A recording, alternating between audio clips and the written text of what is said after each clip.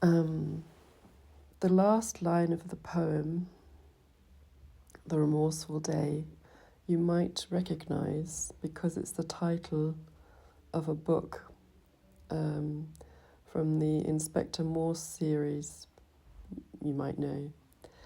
It's the last book. And actually in these books, Housman is Morse's favourite poet. But Housman didn't compose this line himself. He stole it from Shakespeare. So it comes from Henry VI, Part 2. But he does something else with the sentence.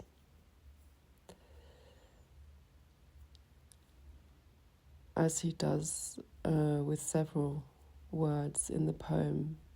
For example, lovely. How clear, how lovely, bright. Lovely is an adjective, although it sounds like an adverb. So you can't really use it with the adjective bright. But it seems to work and it seems to strengthen what he's trying to say.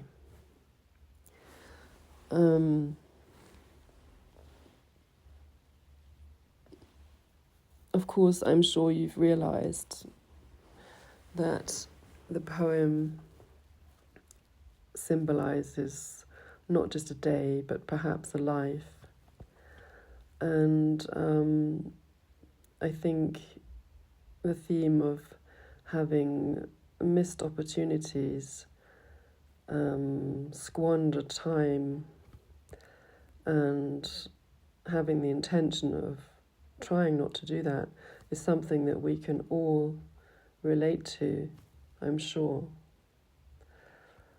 And our target is not to be remorseful at the end of the day or indeed at the end of our lives. Well, perhaps remorseful for things that we've done wrong, but not remorseful for opportunities that we've missed.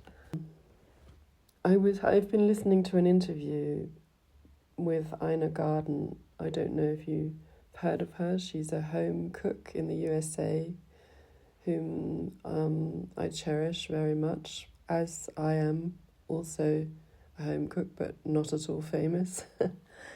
And we both share the passion of making people feel at home and feeding them well. I think that's one of the things that I'm known for and will probably be remembered for. She was talking about her life because she's just written a memoir.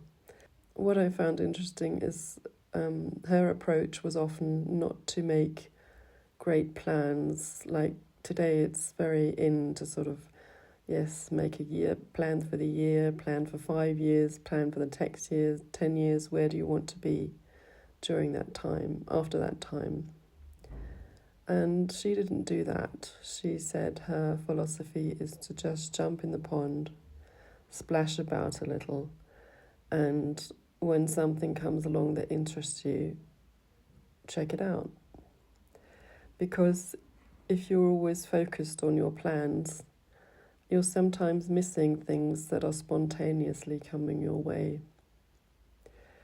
So I think I'm probably more that kind of person. But of course there are people that need to have these very structured plans to adhere to. But whichever kind of person you are, perhaps you can take a bit of encouragement from this poem to not squander your time and to perhaps be a little more courageous when an opportunity comes your way that you hadn't reckoned with, and perhaps you think you don't have the courage to take on. Just have a go. Yesterday I also told you that I'm not a practiced speaker, and lo and behold, in my Instagram feed, a course for learning to speak popped up. So we all know how that happens.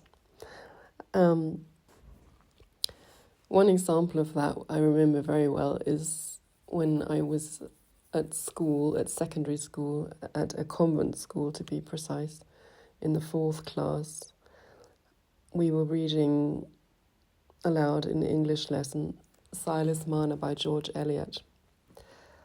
And I was to read a sentence about the dog of one of the protagonists, and the dog was called Snuff.